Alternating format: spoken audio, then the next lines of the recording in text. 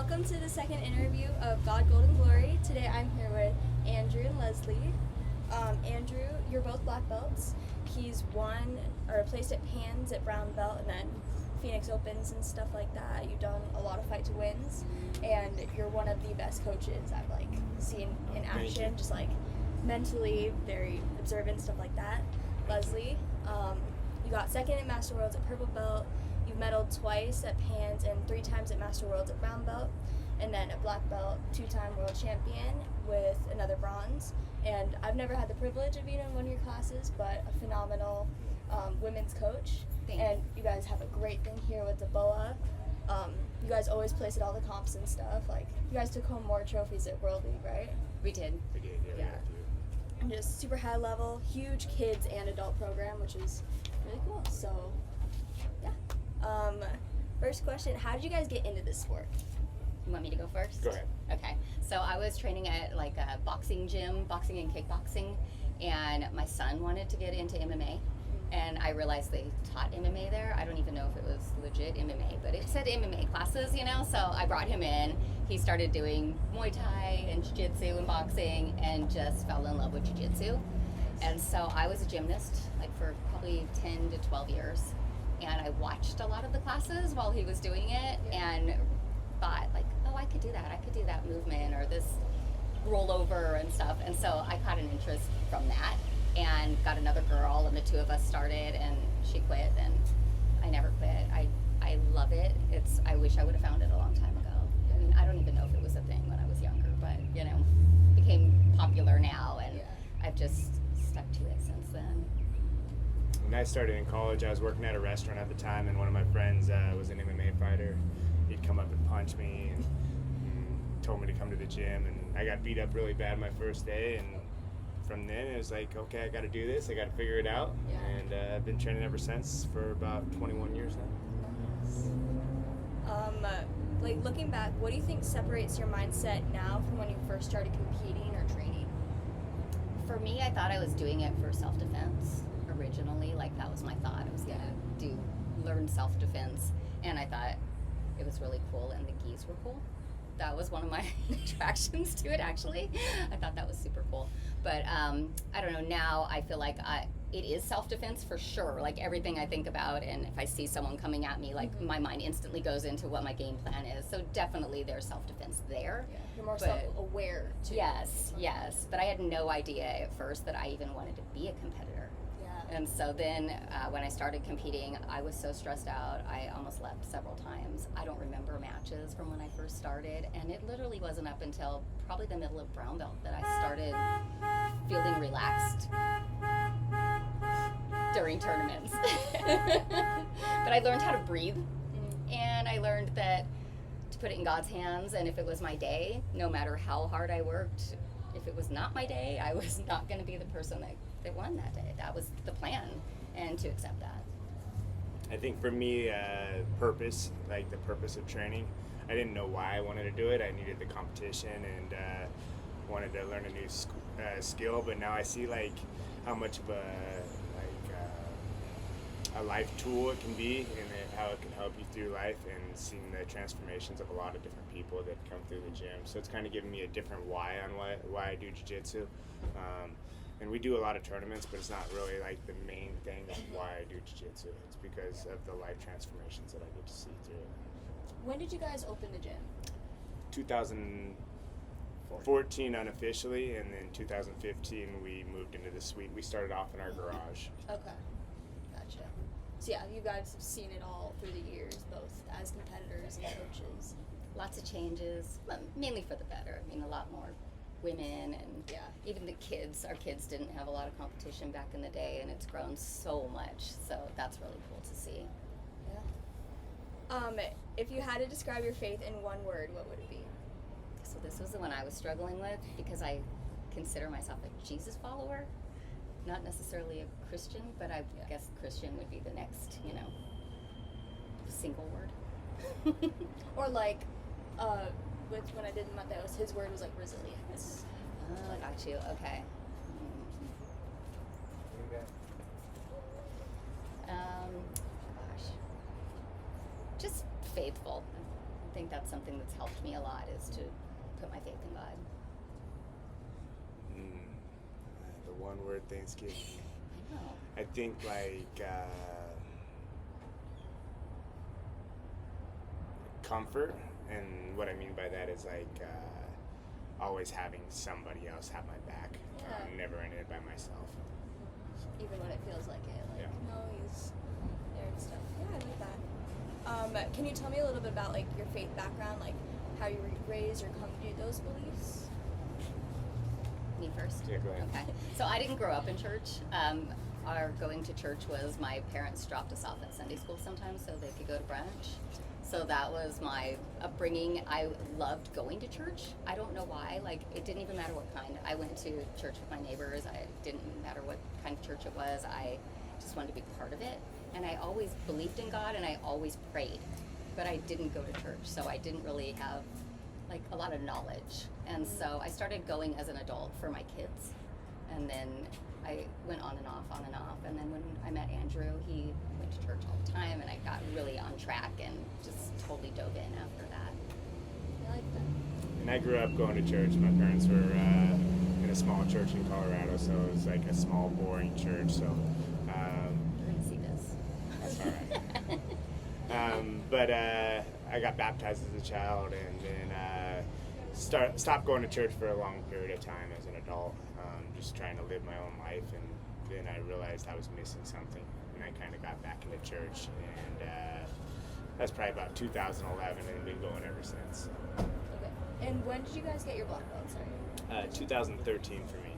Okay. 6 years ago, so where does that put me at? 19. I know it was like 18 or 18? 19. Closer. 6 years ago. So would you like, because you came to it like consistently before you got your black belt, but like after you've been training, so it's like, were you an athlete before, or person of faith first? Well, that's a tough one for me because I was a person of faith, like, growing up, and I was an athlete growing up, so I don't know which one came first. Like, I was going to church before I was playing any sports. Yeah.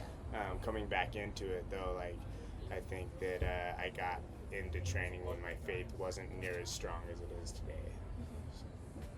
And for you? For me, I was an athlete most of my life, a gymnast, speed skater, speed roller skater, back when there was 4 wheels on the roller skates, way back then. And so then I got into my faith later, partway through my jiu-jitsu career. So for both of you guys, because you were like, you had it originally, but then like not as strong, how did it change? Like, 'cause your athleticism was there, but how did it change, like your experience, competitions, kind of stuff like that, as you became more religious? You want to go first? No, go. Alright. So I guess like I got really strong back into my faith to a new level when we started opening this school. We went through like a little trial, and were forced to rely on our faith a little bit more, and through like trials, like it leads you back to Christ, which is nice. So in James it says, like, consider it pure joy, my brothers and sisters, when you face trials of any kind, because it builds perseverance in your faith. So I feel like that's something that's kind of been parallel of my jiu-jitsu career and my life outside of jiu-jitsu, is just keep coming back, and through the trials always coming back to faith.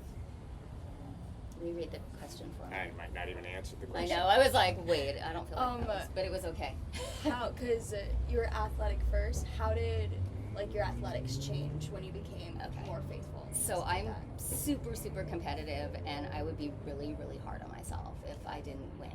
And so that's helped me a lot. Like, kind of what I was saying, if it's God's plan for me to win, then it is. And that's helped me accept where sometimes I think, well, this other person wants to win too. So, is God going to give them this win today, or me? What is the plan? And it's not always going to be for me. I'm not always going to be the person who wins. So that's helped me to kind of be more accepting on putting everything in His hands. Yeah. He trusts the outcome. Yeah, I'm the same way, so I get that. I mean, I'm still hard on myself for sure, but not quite as bad. I'll be hard on myself, and then if you move, so I'll be like, okay, Yes. I'm trusting you, but I don't want to. Yes. How does your religion show up in day-to-day training? Like, does that play a role? I'm gonna go first because you're thinking. It helps me a lot with teaching more than anything, because I feel like I want to be doing the right thing and showing the right thing, especially to the kids. So it's not even as much of talking about God, but portraying a good person so that they're seeing that and wanting to be that way. So I try not to be the shoving it down person's throat, but showing them how I'm trying to live and how my life has changed because of it. Yeah, I usually get to the gym and like say a prayer in my car before I go in, and pray that I can be a light to other people and try to approach every relationship the way Jesus would approach a relationship, and try to see people for who he sees people. And I think it's helped a lot as far as the gym, because I'm able to find the positives in people. Yeah. I like that. Especially because there's a lot of like, oh, they're bad, or like super judgmental, but like when you're just putting out the good energy, being a good person, like, then they make that connection. And not everyone that comes in is like easy, and Yeah. so you have to find different things in that person and what they need from this or from you. Are there routines, prayers, or rituals you do before competing, or you said you pray before you train? Could I text you this week about Yes, about my membership? we're in a video. Your butt's in there now, Cole. Flip it. Okay. All right, can you read that again? I'm sorry. No, you're good. Are there routines, prayers, or rituals you do before competing? I know you say you pray before training and stuff. And then before I get on the mat, I just kind of acknowledge God. So I usually bow and then look up, and I do that before competition as well. And then some of my warm-up songs, I like to listen to 10,000 Reasons, and it's a Christian song, and it's like my calmness, and also it fires me up.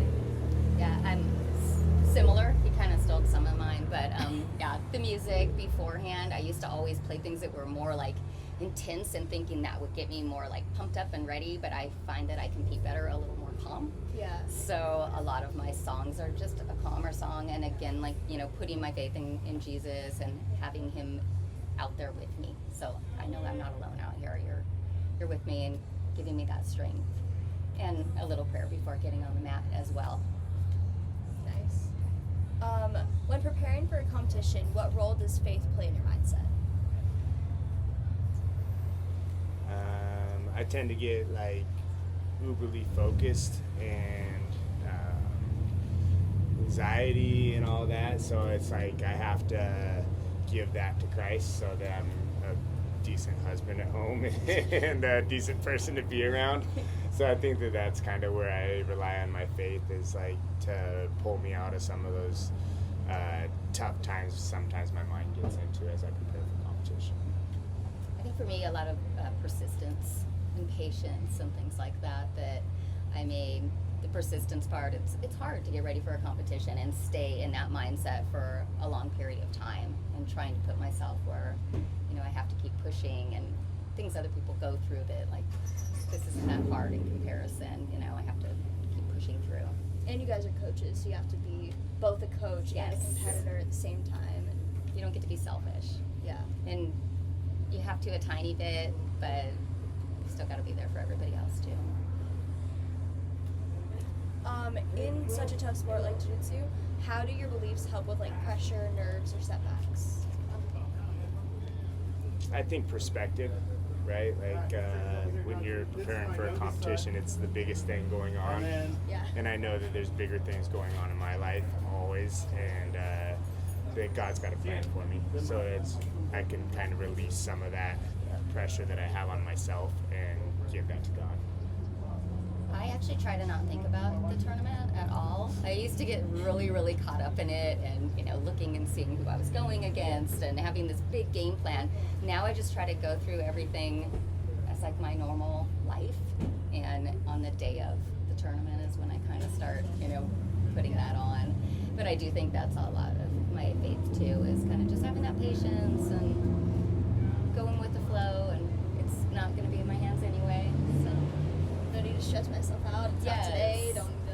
And you can stress out so bad about it, and then the next day to not feel that. So Yeah. okay, how do I not feel that the whole time while I'm getting ready? And that's something I've gotten a lot better at for sure. Has there been a moment where faith carried you through injuries, doubts, losses, kind of stuff like that? I think there's been lots of moments, like in the opening of our gym and the way we run our gym, that it's never been my plan. It's always been God's plan. And I think that without my faith, it would have been hard to understand that in a lot of different times. So.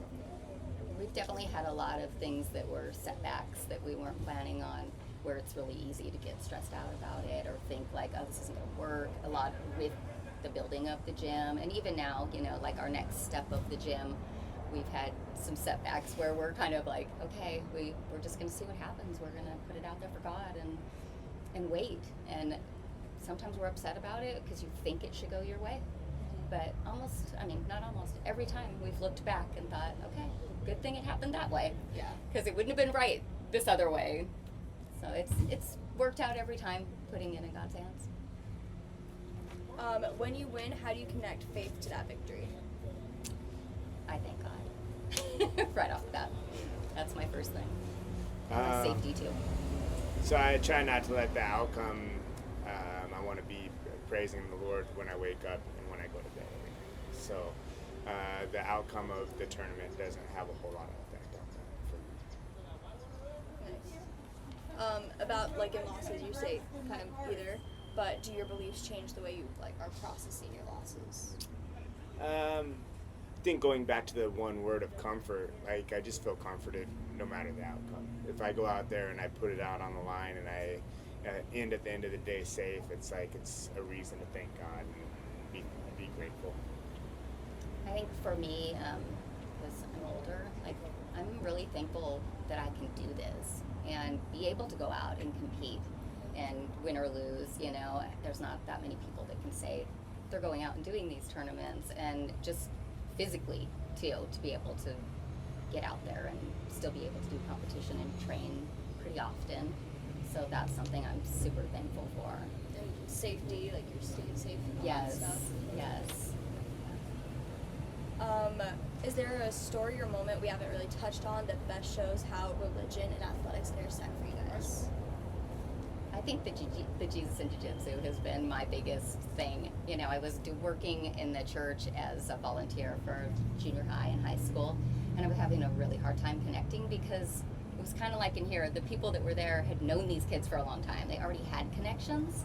And so when I came in later on, I was really struggling with that. And I kept thinking, I wish I could do this with our kids that I've already known for 10 years. And so that was the first step of starting that program. It was for our teens, but it kind of became for anyone who wants to come now. But that's been huge for me because I feel like they already trust me and love me, and I love them, and so it's like easy to bring this for them. And if they're showing up at that, they have the same interests. So it's not where you're in class trying to push things on people. Can you elaborate a bit more on what Jesus in Jiu Jitsu is? Okay, so it was originally for our teens, and it was a worship and roll. So we listen to worship music, we roll, we play some games, and I try to make the games somehow biblical related. I don't know, I'm trying to come up with interesting things, for that. And then at the end we do kind of a small group where we all just sit down, and we talk. We usually have some kind of a subject ahead of time that particular week is based on. And we've tried to have people come in that would be really cool for the kids, like, black belts that are following Jesus, where they're like, oh, this guy is super cool and he believes in Jesus and he does jiu-jitsu. And we had a pro BMX guy come. So people who we think the kids would be really interested in. And then we had our lead singer from our church come, who's really cool too, like rock star status, doesn't do jiu-jitsu at all. So that was fun for him too, like to kind of watch and see what we're doing here. And it's just been, every single one that we have is so amazing. And at the end of it, we're like, oh, we want to do this every week. Like, it's just so cool, and the kids love it. They roll with some of their coaches. That in class, we don't get to do that. We have 50, 60 kids in class, and we don't get a chance to roll with the kids very often. So they love that opportunity too, and that's kind of what it's all about. Adults can come, but they got to interact and hang out with the kids, and it's more about them. But it's definitely getting where we may have to switch to 2 little groups because we're starting to have a lot of adults, and they're wanting to have conversations too that aren't really, the kids don't want to be part of that. So we have to split them in 2. But it's been great, and we've seen several people who've never gone to church before show up, end up going to church, you know. So we're seeing lives changed, and it's so cool, and it changes our lives, you know, every time. That's awesome. Yeah, it's been great. Especially that it's growing, that you need like 2 separate classes. Yes, and it wasn't the plan. So again, God's plan, you know, we didn't plan this to be for adults, and we even had to make the age a little younger because we had kids wanting to come that were not quite old enough, but close, and we didn't want to do too young. We want the kids to feel comfortable to talk without the little ones there, but I don't want to turn people away. It's hard, you know. If you want to be part of this, I want you to be part of it. I don't know if I have any. I mean, we do men's Bible study as well, which is kind of cool. And I have seen people that didn't have any desire to go to church feel comfortable because it's their friends inside the gym to go and like start exploring some of these options. So it's just cool to see the doors that God opens up through jiu-jitsu. I love that. Well, thank you guys. Thank This you. is the Thank second you. interview, so thank you.